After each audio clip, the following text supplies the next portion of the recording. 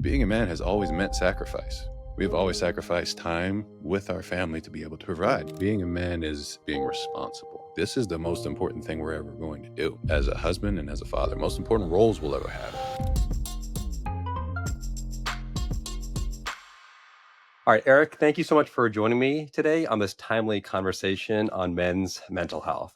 Now, Eric, as you know, I'm a physician, but I'm also a father of five and recovering from a fragile ego. So, um, I wasn't always the first in general to jump in on conversations regarding my emotions and feelings. And truthfully, to some degree, I still struggle.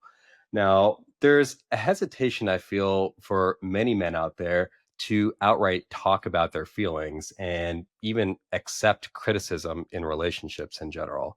Now, Eric, what I really, really admire about you is that you not only get vulnerable, but you also share a different perspective on marriage, fatherhood, and also what we do as fathers to help shape the future by healing from the past. Now, your No Dusty Sons content is what actually caught my wife's eye originally. And she's a really strong believer that the strong gentlemen of tomorrow, they're really start by raising emotionally available kids today and healing from our past. Now, this men's mental health movement is really an opportunity to start opening up on conversations that in general people may just be uncomfortable talking about. So, when you address who brings home the bacon versus who cooks the bacon at home, who carries the weight of financial responsibilities, who carries the household, and most recently, talking about reproductive responsibilities, these are all ways so far you've really shown that husbands are equally responsible for carrying the load that load can be a shared load and it doesn't make you any less of a man. Now, instead, it's really more of an opportunity for connection. So, what's next? What's an area of life that you feel is really an opportunity for husbands to step up as partners, as fathers, which oftentimes falls to the woman? It's a hard thing to talk about. Like you said, you brought up a lot of good points that I try to focus in on the mentality of we, right? There has always been a you and a me. And I do believe that there are traditional roles that are meant for both sides of the coin. But when you come home and you see, I get off of work and I come home, my wife is just touched out. I've got a 8-year old, a 6-year old, and a 6-month old. And I recognize, she might not be capable of making dinner right now because she just needs to go take a bath and just rest for a minute, right? Or I need to go and wrestle with the kids. So a lot of what I'm trying to push as far as what's next is more of the mentality of what else can I do? How else can I support? Right.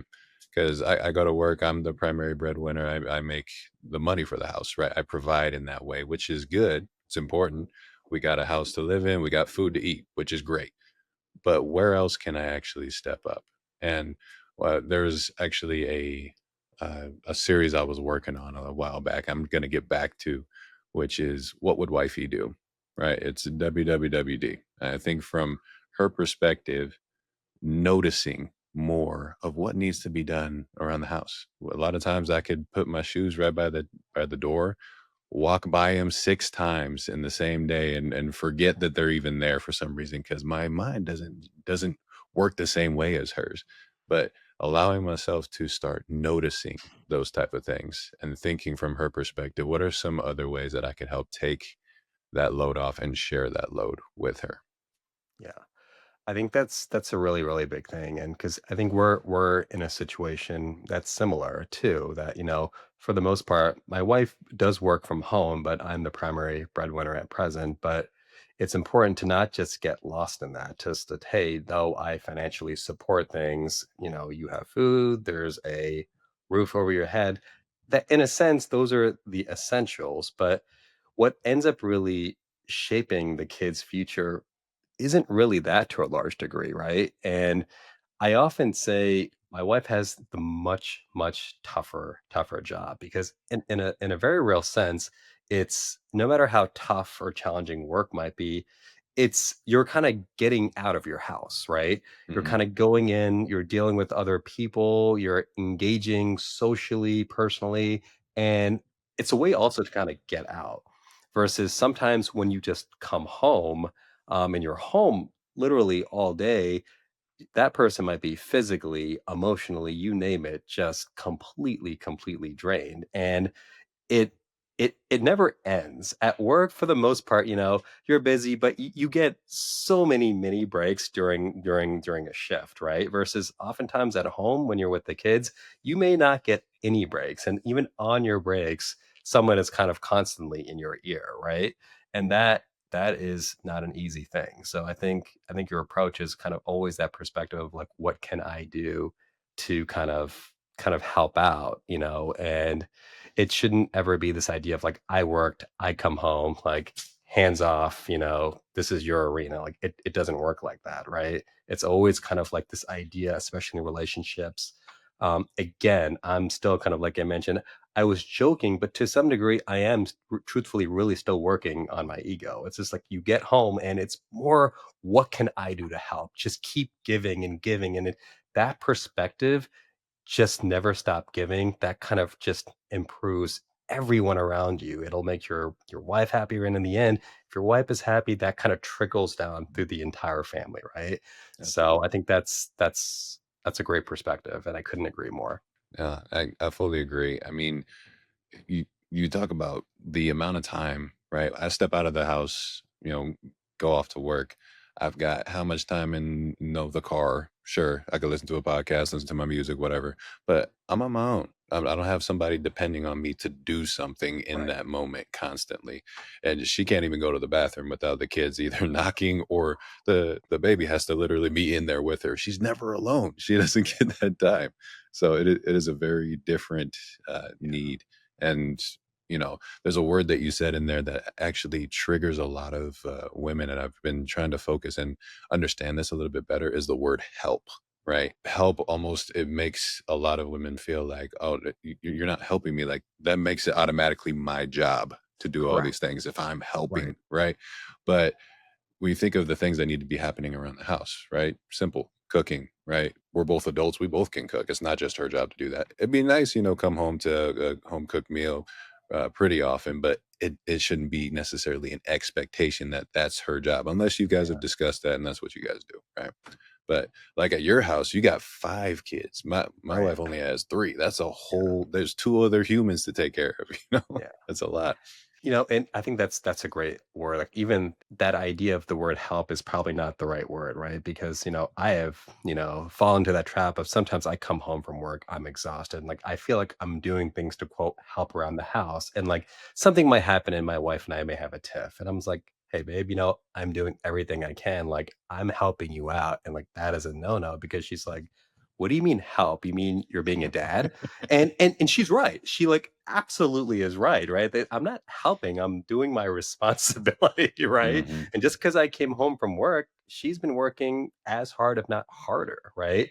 And some of our kids now, like, our 3 eldest are at school, but, our youngest, they're 2, and they're twins, and it's kind of the similar thing. It's kind of they're amazing, but they're a handful, and even sometimes when my wife's like, "Hey, you need to take the twins while you shower." I'm like, "Okay." So just I can't take a shower even for 2 minutes when they're, like, trying to get through the cabinet. They are smart. They can pretty much get past, like, baby locks, and it's crazy, You don't have a minute or sometimes even 5 seconds to yourself. So, you're right, this mentality of, like, help, like, no, that's not a right attitude to have, and if you it's not even just the word, if you even approach life with that idea, "Hey, I'm just helping out," that's a big no-no, and I couldn't agree with you more on that, absolutely. Yeah, terminology, I think, I was an English teacher for a while, so, and I'm a writer. I love to write, but I've noticed how much I need to focus on literally my vocabulary especially when I'm posting online, right? Because you'll Yeah, come across thousands, sometimes millions of people that'll view this, and then mhm, I'll recognize, oh shoot, I need to change my thought process on what that word means, right?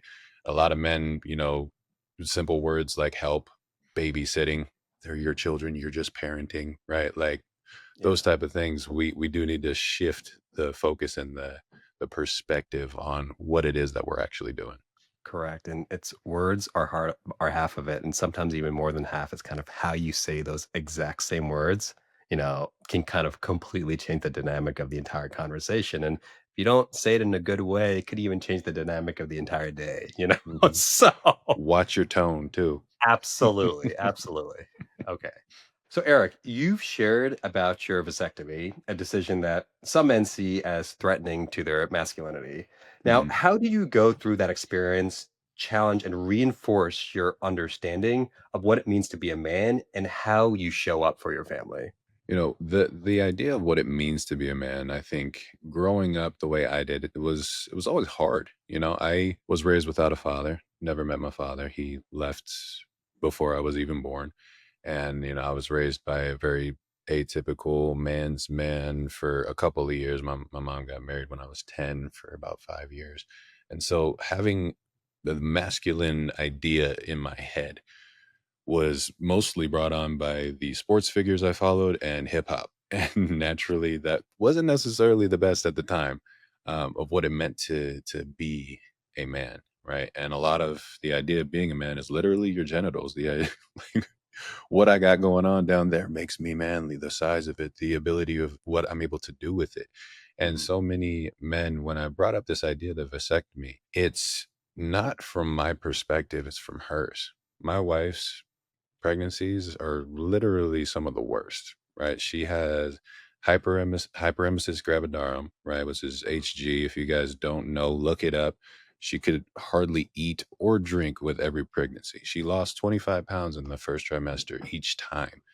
And not being able to eat and drink alone are terrible. This last one, though, she ended up getting severe insomnia, which led to anxiety. And that anxiety led to a hyper level of depression. And she did not sleep maybe an hour, 30 minutes to an hour for probably 10 weeks straight towards the end of the pregnancy.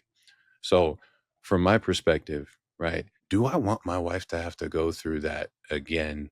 Are we really serious about having a fourth child? Like, granted, I love my babies. I love them more than anything in this world, but I love my wife and I know what I need her to be for them and for herself and for me going forward in our family. So recognizing I'm going to save her pain and her struggle and even just the anxiety of us trying to be intimate together, right? We do track periods and make sure that we're not on time, but naturally when she's ovulating, she's more into it. So it's like we want to be able to do things, be close to each other, and have that part of our relationship be super strong while also being safe. And when I say safe, I mean mentally, emotionally for her moving forward. So a lot of the men, I had plenty that come into the comments like, you're taking you just snapped all your masculinity away. You ain't even a man anymore.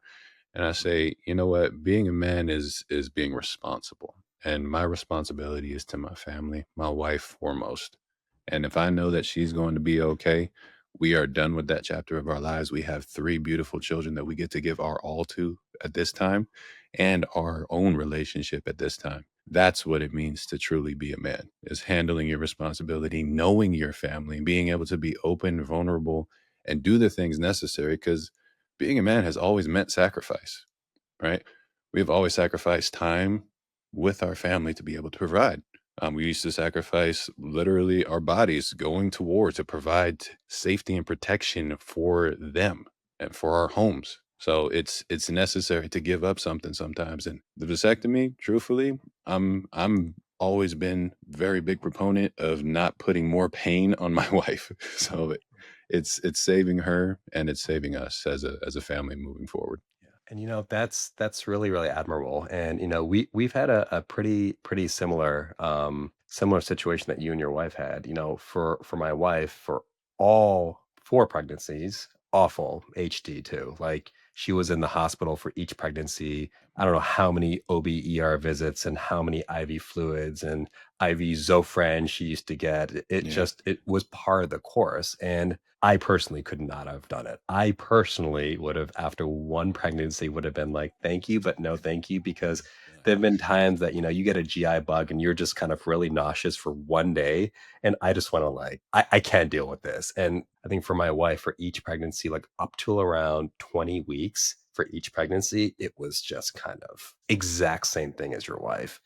And, I really appreciate what you did, Eric, and kind of admire it because after we had our 3rd kid, our daughter, we were pretty much settled on, we didn't wanna have any kids, any more kids, right? Because we're kind of like, we're busy, we're happy, and, similar situation that, like, we don't want her to go through this again. But I personally have, ironically, even as a physician, I've always been kind of scared about having procedures done on myself, right? So even the entire idea of getting a vasectomy to me was scary because I know for the vast majority of people it's, there's no complications, but then you start reading like there's this small percentage that you may have issues with, erection. There's a small percentage of people like pain just never goes away. You get chronic pain from it. And I'm like, I don't want to do this.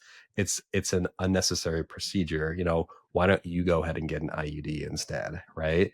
And like we were kind of going back and forth having these conversations. And then while in the middle of these conversations, literally we found out she was pregnant with twins. Right. But it's a really, really interesting thing because it's one of those, I don't, we're so grateful for the twins and they are the biggest blessing in our life. They bring us so much joy, but it's one of those times that I really feel like as a man and a husband, I almost failed in a sense, right? Because I was being selfish and thinking, despite saying, "Oh, I couldn't even deal with your nauseous days for even a day myself." If something happens and you get pregnant again, it is what it is, and like that was. I feel like as a man, that was a big failure on my part, and I think truthfully, the vast majority of men, that's why they get vasectomies. They don't want to take a chance of getting pregnant, getting their wife, or a significant other pregnant again, right? But I think it takes a real man to be kind of really informed emotionally and be there for their wife and their family to kind of do what you did. So I really, really admire that.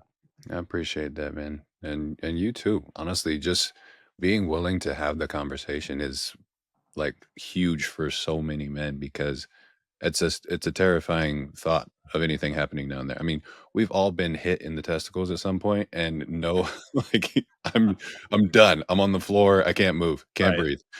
But like thinking of somebody, cutting or any of the other, processes in which they go about it, it's scary. But when I think of literally and when you actually understand the reproductive process, how a baby is born, just how small the uterus is and then how big the uterus ends up being inside of the body and what is required to actually give birth.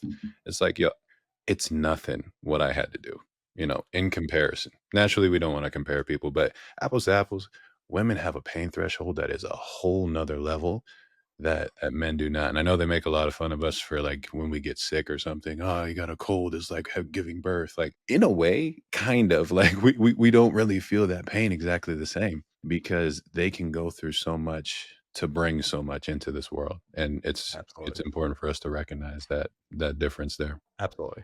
All right, Eric, next question. What is one belief you had about masculinity or fatherhood that you've had to unlearn? I think one of the big beliefs, as I said, growing up, I didn't have that father figure. When I had one for a couple of years, it was just this is my way, the highway. That's it. And no emotional connection there. And I really compare it to two coaches that I had when I was in high school. When I played football, I played basketball. Okay. My basketball coach was the one that I expected masculinity to be like. This man smoked like a chimney, never in the gym, but you could tell that he did. But he would scream top of his lungs, get super mad, nasty, cussing at us, bringing us down as people, breaking us down. His goal was to like bring out the dog in everybody to like he wanted guys that would fight back, be like, nah, I'm gonna prove you wrong. Because he gets so mad, loud, angry. Just the idea was dominance. I think what I thought what men should be like is just I'm in charge, right? I'm a football coach who he clearly was dominant, but he knew us as individuals. He knew us as players, and he would talk to us about what the problem was with what we did and how we could fix it and how we could improve. And he was our biggest cheerleader when we did well. And even when we struggled, he would give us the tools necessary to get better. And that's the thing that I had to break away from, because I remember even, and I feel bad for my oldest because I was learning to be a parent, Right. but sometimes, I just get loud and want, this is what I want. This is all that matters right now. I'm telling you what to do. You will do it. But then I realize I am 6'2", 230 pounds, gigantic man, huge voice. She's terrified of me. She's not connected to me, which is not the same thing. So I had to break through that and recognize, and gratefully I was able to start with her and not like on the second child. So she doesn't have that whole oldest child, like, you guys didn't even get it as bad as me, Right. for a little bit. But I I recognized early on that I needed to break that mold of I'm in charge, whereas, it's connection over correction.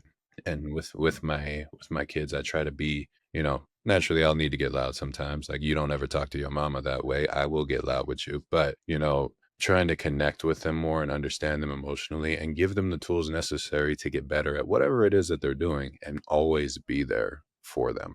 Whereas, the dominant male was just, this is my way, break you down, walk away, and have no understanding of why you just got yelled at, why you just got broke down. It's actually that connection. Yeah, it's fatherhood is it's an incredible journey, and I feel like again we're all kind of learning to a large degree as we go along every single day. And I feel like the interesting thing about fatherhood is sometimes it's you have to be equally strict as you are flexible, and it's that balance sometimes not only changes from day to day, sometimes it can literally change from minute to minute, sometimes for the same kid, and sometimes when you're spreading it around among different kids because everyone is different. And, I feel like that's one of the real great things about like women in general. A lot of times, especially my wife, she's very like emotionally tuned in to each kid, And finally for our eldest, I felt like I got this figured out, right? And then I was kind of trying to use that same parenting style for our second two kids. And I was kind of running into kind of a lot of friction there.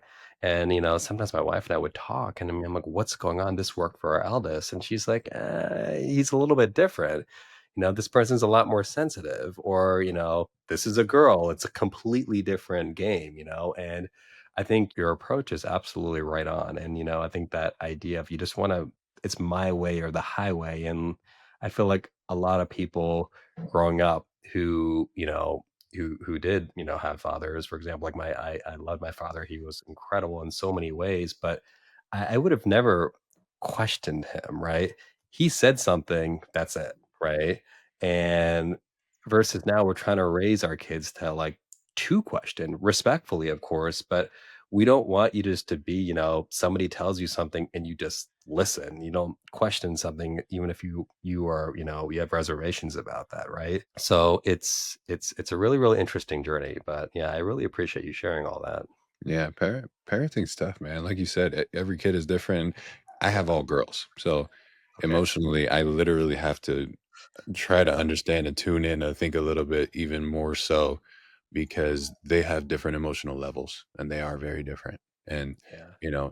I was a teacher, as I said, for a decade, and we used to try to, the idea was differentiation, right? Your goal is to teach everyone the way that they need to learn. And for 36 students in a classroom, that was almost impossible. But for my three kids, I could do that. Right. Yeah. And that line, the parenting is tough. Sometimes like my wife will literally have to coach me on how to like a certain parenting style for one individual kid. Right.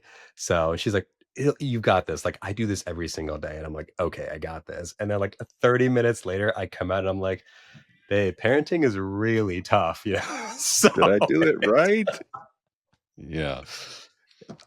all right. Eric, how do you work on yourself so you can show up for your kids? I think that goes back to your last comment, and being able to have regular sit downs and just communication with your wife, right? You guys you're a team. We're figuring this out together, and she's with them more than I am throughout the day. She knows how they operate. So, you cheat on the test. Being able to break down with her, like, hey, how did I do with that? Right. And being willing to ask questions and actually get corrected on things. Right.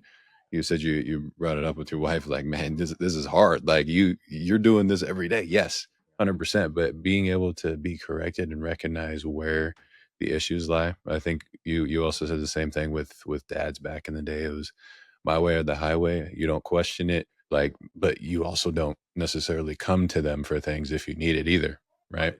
Right. And so being able to hear, and there'll be times where I'll sit down and just ask for help from them. Hey, what are some things that I could do better? How could I improve for you? And there's times, typically the only answer is don't yell, but recognize the last time that I did, what happened, and then we can talk about it and work on it together.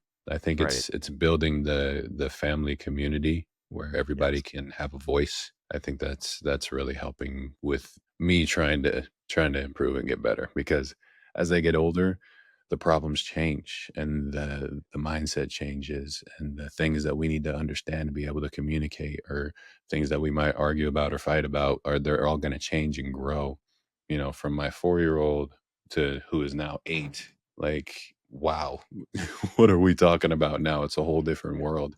So it's ever evolving, but having the communication open between my wife and between the kids, and actually seeking correction, without being defensive and getting offended by it, I think is something that I've really been working on. Yeah, I mean, I think for any relationship, be it with your wife or with your kids, communication, it's 1, 2, 3, 4, and 5, right? And I think even for our kids, we encourage, even we're like, just always tell us the truth and tell us what's on your mind. It doesn't mean like you may not get in trouble, but we want you to know you can always come to us and we promise we will always listen first. And you really, really want them to develop that comfort, right? Because like you mentioned, time goes by quickly and before you know it, they're 10, 15, 20, and then you're dealing with sometimes really, really big issues. And you want them to know that they can always come to you and have that conversation, right? And I feel like that really starts on having that open communication from the time they're 2, 3, 4 years old, right? It's because they feel like that's a safety. I can always go to my mama or my dada or to talk about anything, whatever situation I end up in life. And I think that's extremely important. Absolutely. That's huge. You think about your own, relationship that you have with your parents. Right? Obviously, I don't know my dad, so I don't go to him for anything. But for like even for my mother, she worked very hard. She was a single mom for the longest. And, when it came to emotional things, we didn't necessarily have that much of a connection. So I think of like my teens, my early 20s. I didn't feel comfortable going to her or running to her to talk about things that were really important that I probably should have. And I want to make sure that with my kids, like you said, early on, they know, hey, you can always come to me for whatever. And I want more than anything them to not be afraid to come to me for things.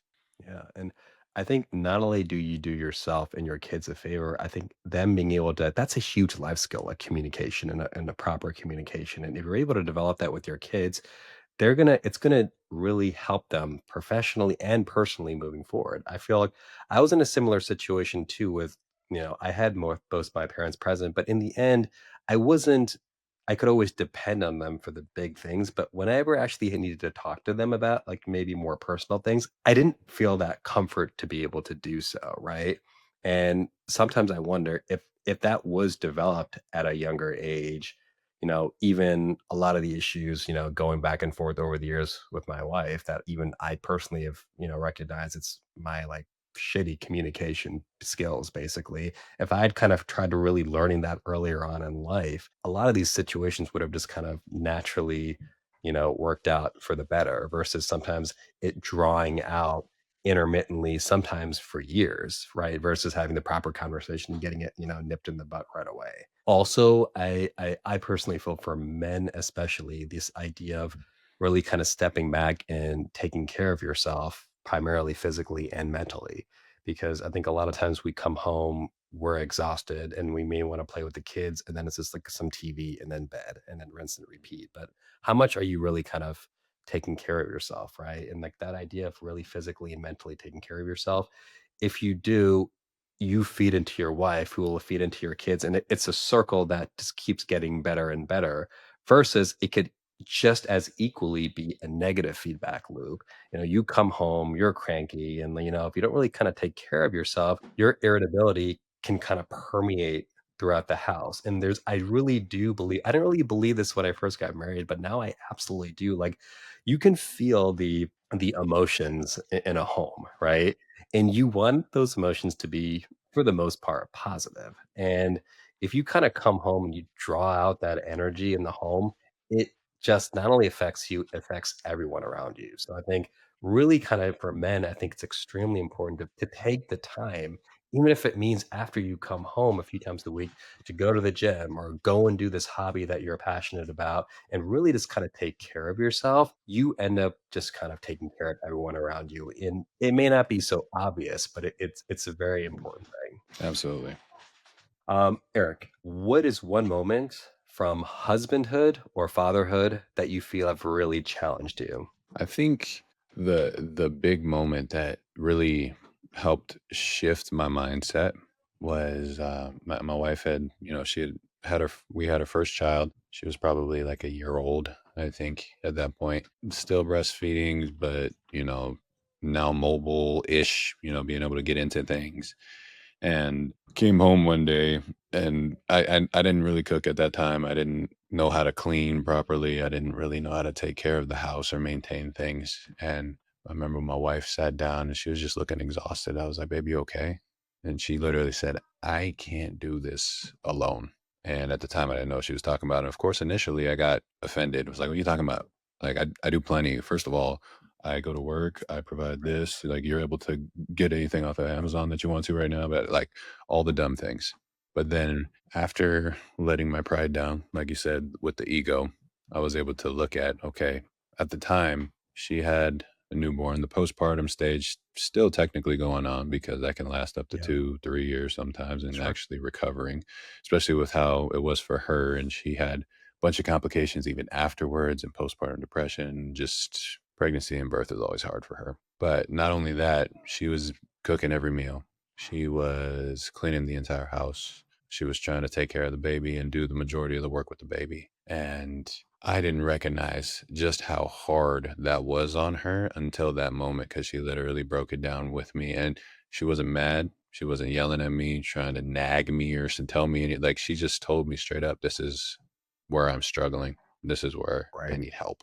And as a husband and also a father, it woke me up to say, wow, there's so much more that I need to do. You're like, you're absolutely right. I didn't think about what your day really looks like and how you never really have time to yourself right now. And obviously, with more kids, it gets even more complicated.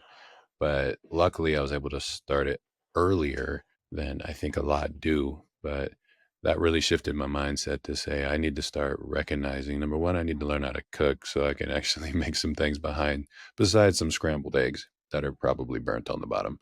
I learned how to cook.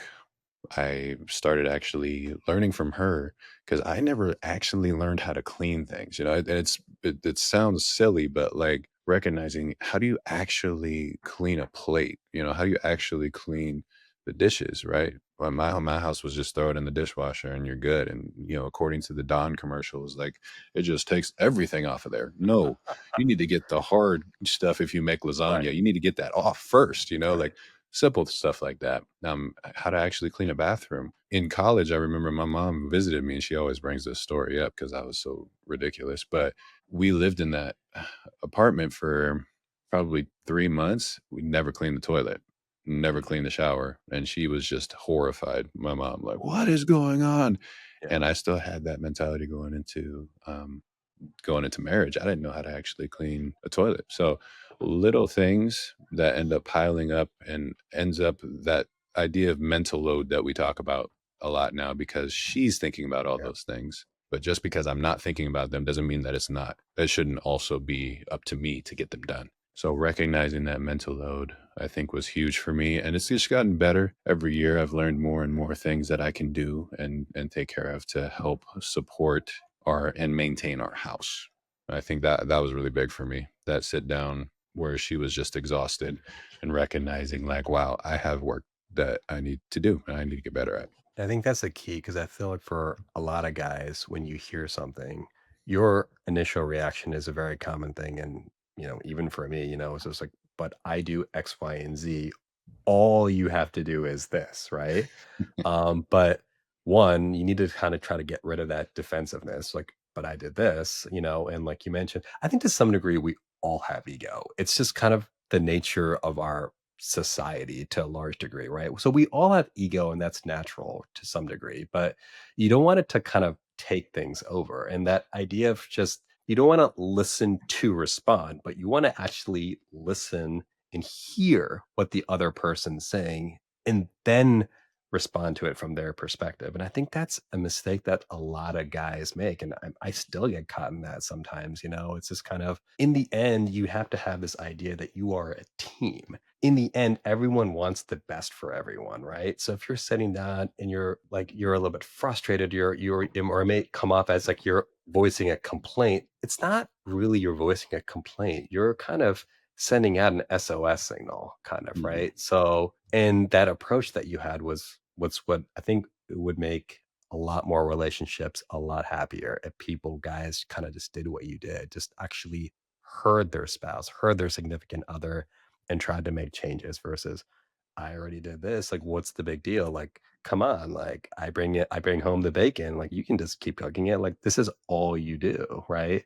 And I think that's an important thing. Then to have your spouse feel seen, and in the end, that recognition that it truly is a partnership. And I think now we have kind of really truly arrived at the thing that we depend on each other. The truth is, I do a few things that she probably couldn't do, but the truth is, she does so many things that I genuinely don't think I could do at all. Even if I devoted my life to it, she would still be much, much better. And we all have roles to play, but anytime you can kind of cross that bridge and help out, and again, I know help is almost like a toxic word, but if you could cross that bridge and just kind of be there for each other, I think it will not just make for a better relationship.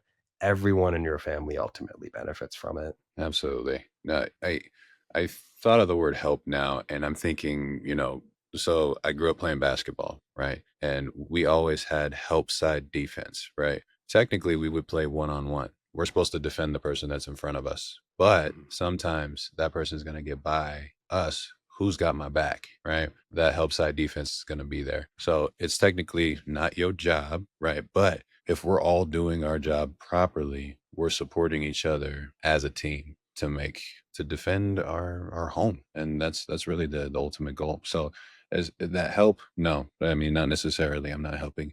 I'm helping our team, which is our family for sure. Eric, what is your greatest fear as a father?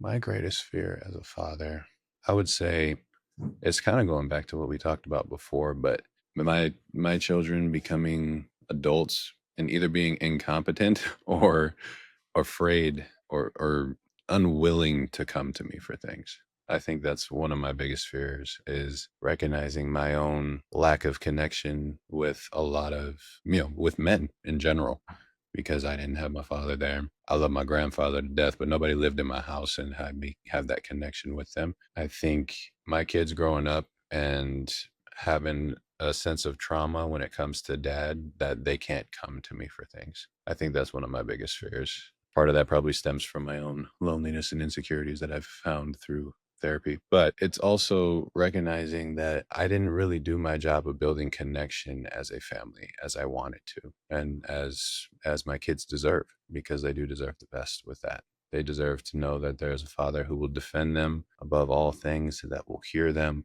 that will support them through whatever they need. Not just a father who told them everything that they had to do and that they should be afraid of me. I think that's my biggest fear is my kids growing up afraid of me rather than running away from me rather than running to me. Yeah, I don't think I could even word it better than that because I kind of think very, very similarly to you on that, Eric. I think growing up too, so much of the first few decades of my life were, basically focused on school and like, according to society, if you need to do this and do this to be considered, successful. And interestingly enough, like I checked off a lot of the societal check marks, doctor, own your own single family home, and like all these things are fine. But the funny thing is, in the end, when I go to bed every day, I'm thinking the exact same thing of, did I do something up? Did I do something to really maybe mess up my kids today? Or like, how can I recover? It's never anything about work or profession or the size of our home. And it's never anything like that. It's always about, you know what? Like, I really shouldn't have said that to my wife. Or, oh gosh, I hope the kids end up being okay. And like, that's You're the that only real thing that looking out the matters. window, just like, "Ugh, did I screw them up for life?" Yeah, and I think it's also this kind of recognition. It's fatherhood and like it's truly like it's not a race, it's a marathon. And you know what? There's going to be it's not a constant slow rise up. There's going to be zigs and zags, and sometimes you have a hard zag back down. But just that recognition of just being kind of continuously persistent, and if you have a good heart and you're constantly working on it, I think you just have to kind of recognize, for the most part, things can kind of will work out for the best. You just have to kind of keep doing, just like anything in life. You just have to keep doing the work. Mhm. Absolutely. Eric, what does raising emotionally, I think we've kind of touched on this, but what does raising emotionally strong kids mean to you? I think, the biggest conversation I think from the millennial mindset is having emotional intelligence, as we talk about, right? For myself, having gone through addiction and recovery and diving into the depths of why I do the things that I do, essentially, right? And yeah, I've been clean for 10 years now, more than that. And the therapeutic process of recognizing your triggers and where they come from, right? And stemming from, why do I do what I do? Is my hope, my goal, another fear, I guess, is raising kids who are traumatized by things and react just badly, right? I think having that emotional intelligence and teaching them to actually regulate and actually communicate. We go back to communication again, being able to get it outside of your own head. I think having the coach that I had, having, the inability to want to communicate with my mom just had me internalize everything, and it just pushed everything down. And as we are fans of Harry Potter, but going into the Fantastic Beasts franchise, Credence was a dude who had to force his magic down, right, for the longest. And eventually it ends up blowing up and it destroys everything around him. That's one of the fears that you have for your kids growing up, is that if they can't actually regulate and control their emotions, it's going to end up destroying their own life, or at least slowing them down from the things that they could have achieved earlier. Like, man, I wish I would have met my wife 5 years earlier. That would have been amazing. But 20-year-old me was still a stupid kid that was impulsive, didn't know how to control himself. Like, Yeah. that would have been all bad, right? Yeah. And I'm imagining my kids knowing and having the skills to do things that I had at 30 at 20, and imagining who they could become and what they could do, because your emotions end up running what you do. So being in control of them and not having them in control of you so that you can control your own destiny. That's huge. And I routinely say the exact same line. Like, I wish I'd met my wife in my early 20s or in college. And like, I think it would have truly kind of changed that decade when I felt like I was pretty just kind of run of the mill, like average, average guy. I think if I had a person like that supporting me and honestly to be able to learn from, it would have made a huge difference. But yes, that idea you want to empower your kids with the emotional intelligence is huge. And I think it's a topic that people don't really talk about as much because to some degree people don't really understand what that term really even means, right? I think a lot of people just kind of think in the very primitive, like happy, angry, sad. What else there's in life, Inside right? out. But like there's so much more. And I think that idea of being able to have that emotional intelligence from a very young age kind of can truly make for a better human being. So, Eric, to start closing out, I said at the start of this conversation that men don't really talk about the spaces that make them uncomfortable, but you consistently challenge men to think compassionately. So, what advice do you have for men that want to change how they show up for themselves and their family? I think the easiest way would be to challenge yourself to have the conversation that I had early on with my wife. Ask for not how can I help, but how can I change? how can I be better? How can I be there and show up for you better? Right? Being able to have those open conversations, communication, and accept it without getting offended. I think it's really easy for men. We have a strong ego where we think we're doing the right thing all the time, or we think we're doing Mhm. enough when most of the time there's always something better we could get at, or always something better we could do. I grew up playing basketball, playing football. Film was a very important part of that process. We would play the game on Friday night, another Friday night lights. We'd wake up at 7 in the morning the next day after we had partied like crazy, which was dumb. But we would watch film for 3 hours afterwards, nitpick every single play. What did you do wrong? What could you do better? If we actually take the time to recognize, like, this is the most important thing we're ever going to do as a husband and as a father, most important roles we'll ever have. So we need to research, read all the books, follow the right people, learn from the right places, and then put it into practice. The more we practice, the better we get. So that's number one. Number two is a key word is notice. It's changing our perspective, noticing where the things are that are leading to problems. Right? We talked about putting the shoes by the door. If she hates it, she said that once. A lot of times we don't really hear it, or maybe we'll change it once, right? But then we do it again 2 days later because it's a habit. We have to create new habits and build new habits and noticing what it is that the problems are and seeing the eyes, seeing the house from her perspective, right? Talked about my wife having in her mind, and there's a woman I follow. I gotta find her tag. I'll show it to you later. But she will write what he heard and then what she sees. On one slide, it'll be, babe, I need you to do the dishes. Right? We have people coming over. The next slide is what she sees. She has to do the dishes. Oh, she also has to sweep and mop the floors because they've been dirty for 2 weeks. Oh, the bathrooms also need to be done because nobody's cleaned the bathrooms in the last week. We have to change the decor on the outside.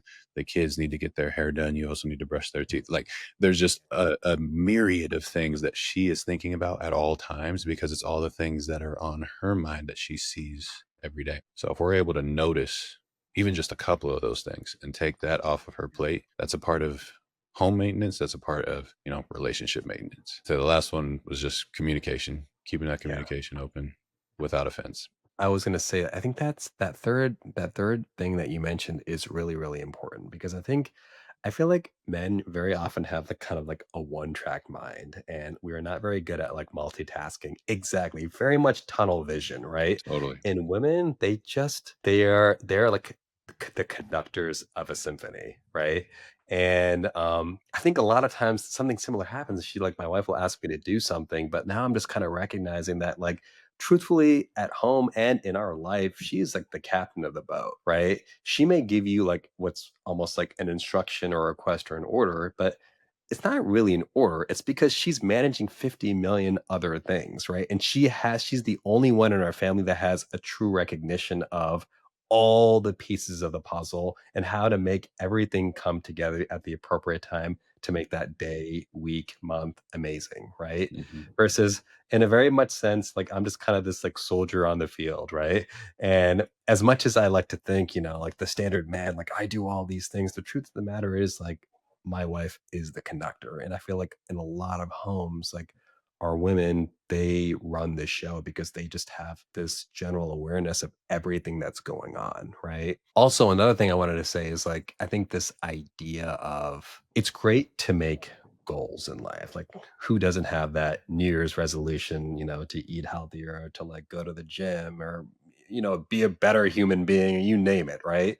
But why is it that I'm just making this up, but why is it over 95% of people like fail to meet their New Year's resolution? And I think something that we have started to do more often is we used to have like, quarterly check-ins, but now we try to do monthly check-ins for like whatever that New Year's goal or whatever that goal we set the month before. Because oftentimes, if you make a goal and you don't really make yourself accountable to that goal, you blink and the year is gone. Like, no joke. That's how quickly we feel our life is going. And I feel like as every year goes by, we feel that that year just went by even that much quicker than the year previously. So, not just making goals, but constantly checking in.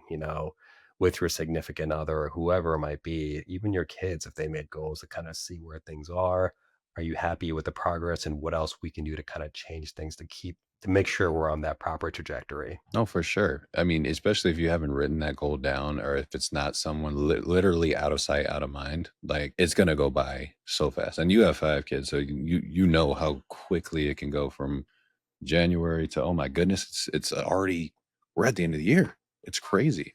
And you can lose sight of what matters every day by doing the monotonous things. But yeah, like you said, breaking that down and having that Right. consistent accountability. That's huge.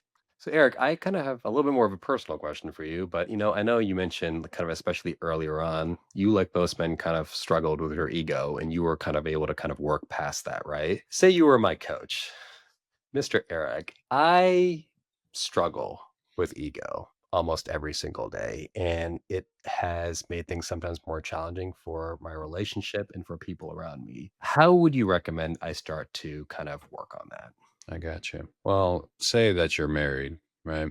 I think you need to have a sit down conversation and actually write out everything that your wife is thinking or everything that your wife did throughout the day. Just try that one time. Say at 7 o'clock at night, okay, starting at 6 in the morning, what does your day look like? And just get a list of it. And then recognize every little thing that she's doing or that she's thinking about. And then write down the same thing for yourself. Now, granted, thoughts obviously hard to remember, but if we're thinking about and seeing everything that is on her plate and she's asking for your support to maintain a couple of things, is that fair? It's a silly question, but the word fair, I think, it is something that comes into the mind of a lot of people where we recognize, hey, I'm doing so much and you're only providing a couple of things, right? And it's not fair on one end because, we somebody's got to provide. We got to leave the house to go make money, 100%. But how important it is it for your children at home, for your wife to feel seen, to feel heard, and to have a couple of things lifted off of her shoulders? Most important thing for a relationship is balance, right? And sometimes, we always talk about things being 50-50. Real life, sometimes I'm gonna be at 20. I'm dead. Yeah. I can't handle this day. Sometimes she's at 20. She can't handle this day. I gotta put in 80 or I gotta put in 120 on the other side of it because it needs to be on the same page. If we're moving forward together, we got to recognize what needs to be done, what are we struggling with, and how can we both get better. So with your ego, if you're recognizing only from your own perspective, then you're not going to see things for what they really are because you're only thinking about yourself. If you see from her point of view everything that's going on in her mind and just in the house, you'll be able to see really how things run. And I don't know if you've seen Doctor Strange, but that was actually Doctor Strange's biggest problem was his own ego. And one of my favorite lines from uh, from the ancient one, she's sitting there in front of him right before they're gonna have the big last battle, and she says, "One of the most you still fail to remember and recognize the most important fact of all of this. It's not about you because it's really not." And I think we're growing up as boys, as men, a lot of times the focus is on what we achieve, what we're able to do. I've got so many trophies. What's the point of those stupid trophies? I've got Right. so many of them at my mom's house. What do? They just collect dust. Oh my gosh, look at all the things that I've done. But did that give anything to the world besides my own ego that I beat a bunch of people in basketball? No, it doesn't do anything for me. What matters is what we're giving to our community, to our family. So what are you going to do to give to your family today? I don't know. I love that, and I love Doctor Strange, I love everyone in Marvel. So, that's a really good quote. It's basically yeah, just kind of basically be more selfless, kind of it's not just about you, it's about everyone around you, it's about the universe, it's about the world, and I think that idea is kind of a completely different topic, but we really kind of believe in, like, incorporating, philanthropy into our life, right? And sometimes things are tight right now for us. So it's not like always just giving away X amount of money, but it's like I feel like our time is our most valuable asset, right? So, Mhm. kind of making food for the local shelter, my wife kind of growing up for her birthday, what they would always do is rather than celebrate her birthday, she would get people together and make like bagged dinners and lunch and go and give it to the local shelter. That idea of giving is huge. So yeah, I think it'll not just make for better human beings, but it'll make for a better world. 100%. Okay, Eric, thank you so much for taking the time to have this conversation. I really appreciate it. I appreciate you. I always love having these conversations, like Eric, thank you so much for your time. This is great. yeah, for sure, man. Thank you. Appreciate it. Thanks for tuning into this video. There are many more conversations on men's mental health to come. So please like, share, and hit the notification bell for when the next video is going to drop. Cheers. I remember that when I became a dad, I felt like I too had my head and my heart be completely rewired. Just in that moment, everything sort of changed my viewpoint, what I was motivated by, what I was interested in. But I did feel like it was really hard to express that to other people.